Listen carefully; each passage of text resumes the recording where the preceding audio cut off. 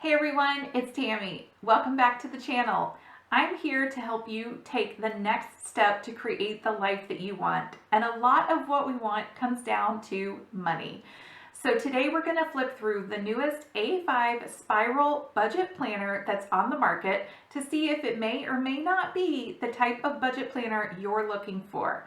You may have big goals for the holiday season or the new year, and you may be looking for a simple solution to keep track of all of that information.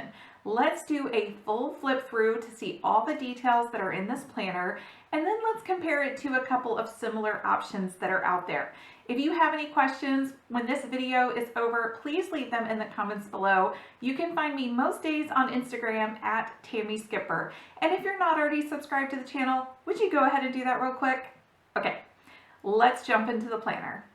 As I mentioned, you may have big goals for your financial plans for the holiday season for 2021, or if you're watching this video at a later time, you may just be looking for options to really keep track of your finances for your goals. And I hope that you will find this video helpful. I do want to just make a quick note here at the beginning of the video that you may have noticed I have not promoted this brand a lot on my channel in the last few months, and I have a lot of reasons behind that. But I just want to say that I love the CEO of this brand, Tanya, and the two individuals who primarily work with affiliates like myself, Samantha and Tori. These ladies have done a phenomenal job of keeping the community informed about the changes that are going on with the brand. And if you are not interested in purchasing from this brand for whatever reason, you may want to click away from the video, or you may find something useful in here to incorporate in your own budgeting system.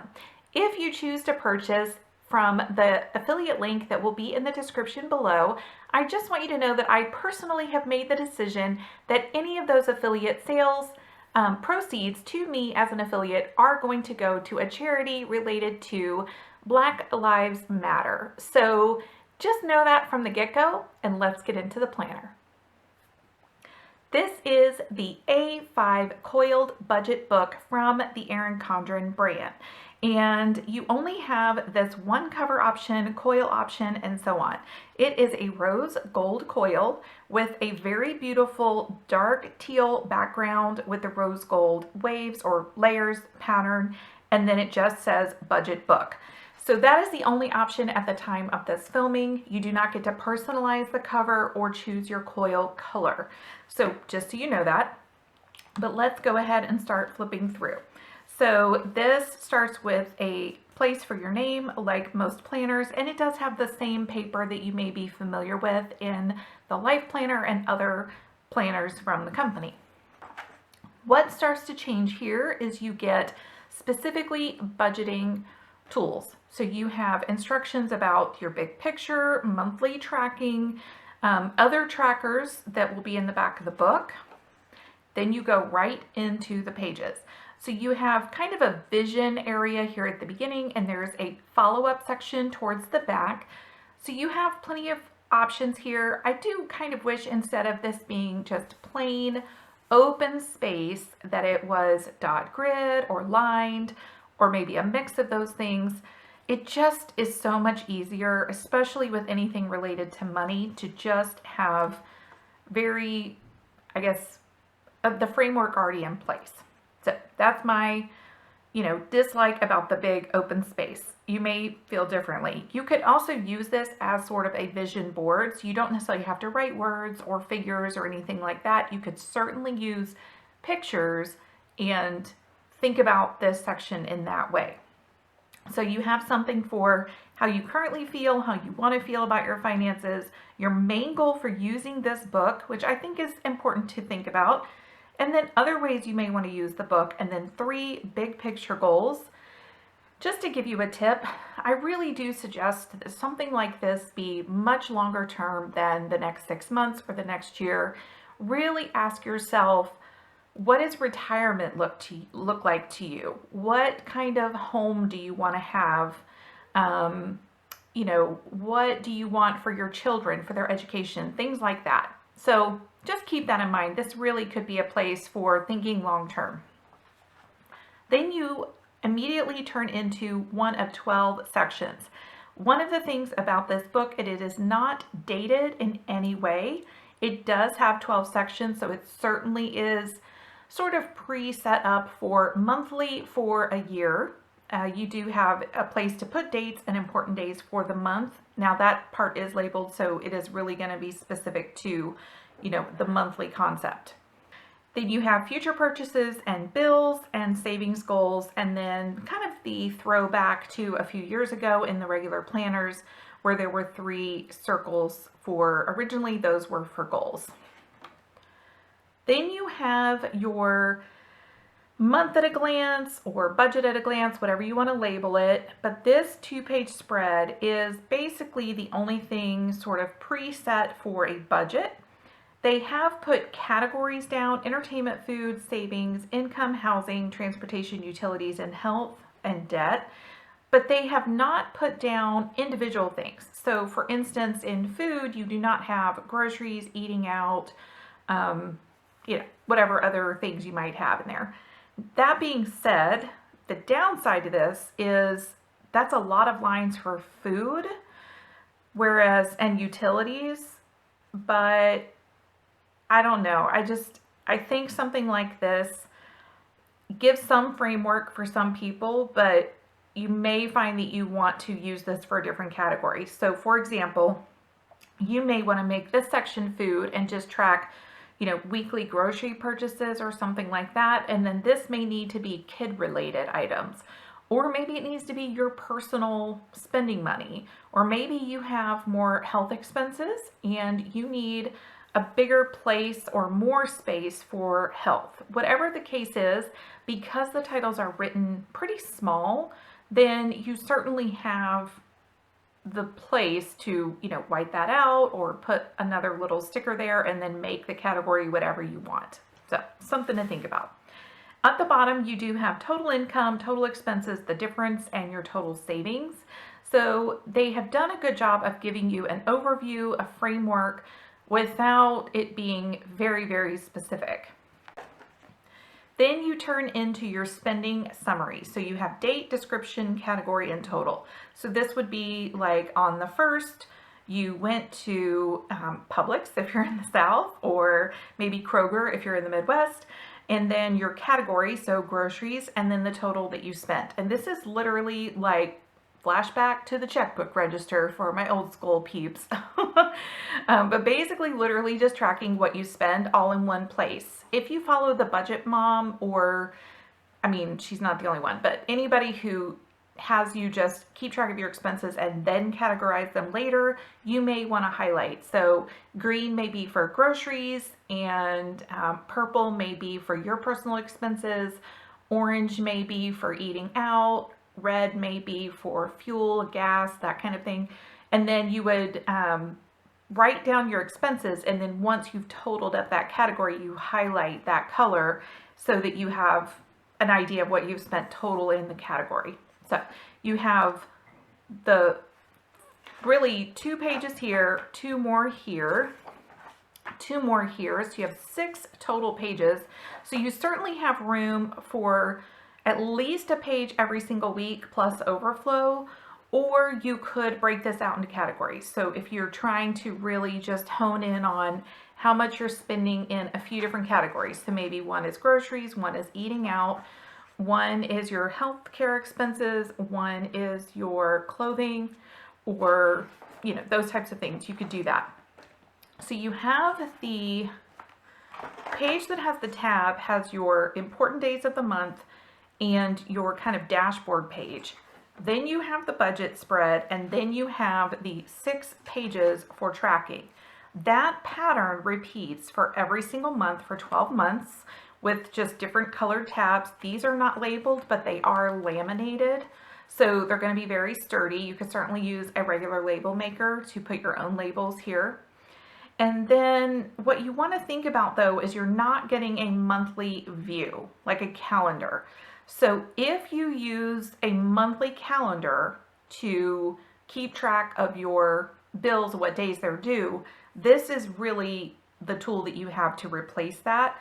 So you may just want to put this as 1 through 31, and keep track of your bills and then maybe highlight them once they're actually paid. Something like that. That's how I would recommend replacing that if you really want all the other features of this planner. So as I mentioned, that's your monthly view or monthly layout, and then that repeats 12 times. It does follow like a rainbow pattern, so you have the deeper kind of cranberry, almost plum, and then you have this pink, orange, gold or mustard color, mint, like a Kelly green, a teal. Then you have this very aqua blue, I would say. Well, this one is more of a dark, dark, dark teal, more blue, but closer to that. And then, I don't know, you guys tell me. That's almost like a bright blue, and I guess this would be the teal. Okay, we're overthinking. Navy, and then kind of that indigo in between blue and purple, royal purple or a dark purple kind of plum. That's your 12-month color scheme, so it's just a rainbow color scheme. And then when you get to the end of that 12th month and you get to the last of your spending pages, then you turn into your 12-month check-in. So just like at the front, you have how you currently feel, how you want to feel about your finances, but then you move into the progress you've made in the whole 12 months, progress you've made with savings, and progress you've made with paying down debt. Things that work to keep my financial goals on track. So you're really asking yourself what worked, and this section is for your spending. So this would be more about your goals, your vision, the things you had wanted to accomplish, and then this section is more about how in the details, like in the week or the month, you really kept your spending on track. Then you go into moving forward and looking ahead. What do you want to do moving forward? And then what pivots or adjustments to make for the next 12 months. So you've thought about what worked, you've thought about what you want to do going forward, and then here's where you start to be specific about how you want to adjust things. Do you want to set up an automatic draft to go to your savings account every time you get paid? Do you want to set up a separate account and put money away for Christmas every week or every month? You can really get very detailed and practical here.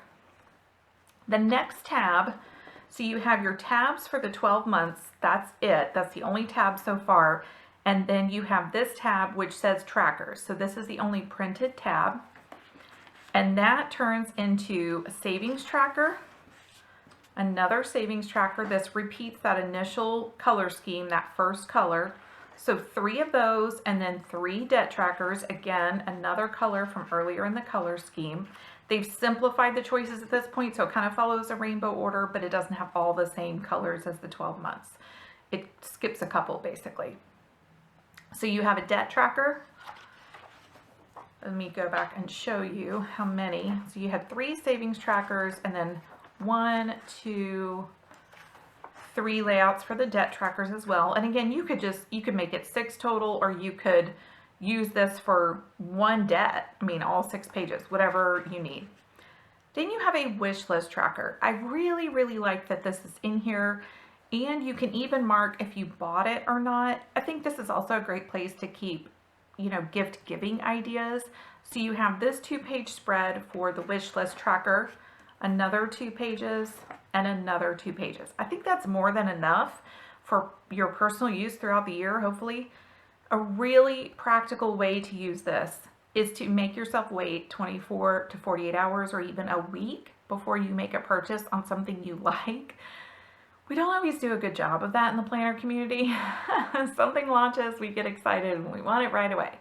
But this is a really good way to reach financial goals, is to just really give a pause before you spend the money you've worked really hard to get. Then you have a special occasion budget tracker. This is the kind of thing that makes you realize what a year 2020 has been, because we think of holiday parties right now, or we maybe think of weddings, or we think of our kid's birthday party, or some other thing that isn't going to happen every month or every year, and really setting aside and planning the budget for it. But those are also the things that we're probably not doing, or not doing as much, or not doing it as big as we would if it was any other year.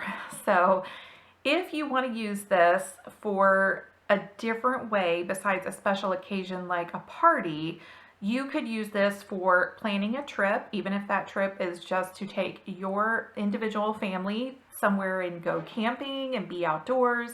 This could be used for something like a home improvement project, possibly, where you think you have an idea of what the budget is going to be, but you need to be able to keep track of it and make adjustments as the project goes on. So just think about this beyond parties and events and gatherings. That would be my tip. Same thing, 3 spreads of that, so 6 pages total. Then you have some dot grid. Now you just have a little bit, and you have 1, 2, 3, 4 sides of dot grid paper, then just a quote and coiled in stickers. So these are the same stickers in just a different color scheme that you might have seen in the individual sheets for the last few years for the Petite planners and so on. And they are coiled in, and there is no pocket inside this planner. So that is another drawback to me. No pocket means this isn't the kind of budget planner where you can stick the bills throughout the week until you sit down and make sure you've paid everything. So my personal recommendation would be something like an OliClip.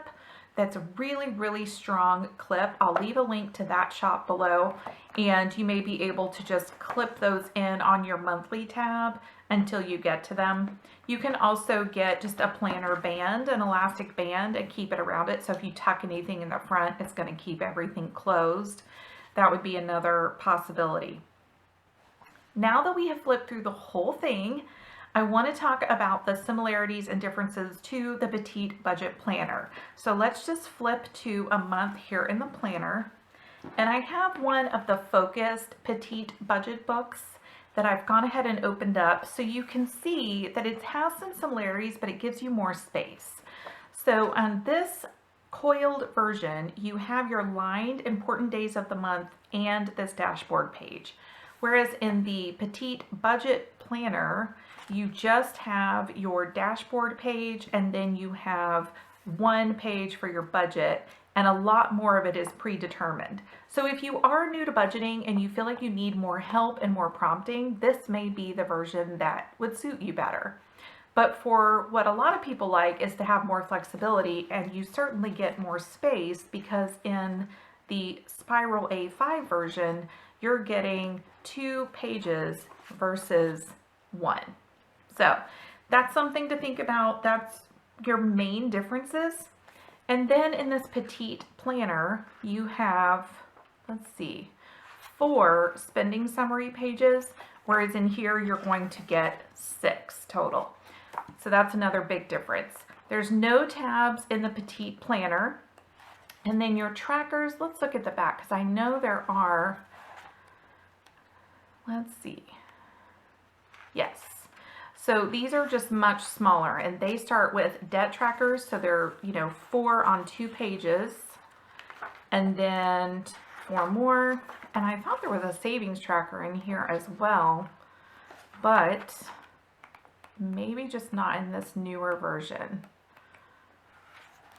Savings tracker at the front. So it's not really a lined tracker in this sense. It's just the little blocks at the beginning. So that's the main differences in these 2 things. You do get a sheet of the stickers in the Petite as well. Now this one I have had for many, many months, so if there is possibly some new tweaks with these with the new Petite planner launch from this fall of 2020, I have not ordered that, but I think they're relatively similar. This coiled version though is super, super functional. It's definitely very easy to turn. It's the same high quality coil that you may be used to from this brand, but it is much smaller than a life planner coil. So let me get a ruler and I will just tell you. So yeah, so it's just under an inch, right, just about an inch wide. There's your flip through of the new A5 Coiled Budget book from Erin Condren. As I mentioned, if you have any questions, please leave them in the comments below, and make sure you come follow me on Instagram at Tammy Skipper to see what I'm doing for the giveaway, and to just be in that planner space and planner community with me on a more regular basis. I hope you guys have a great day. Happy budgeting. Talk to you soon.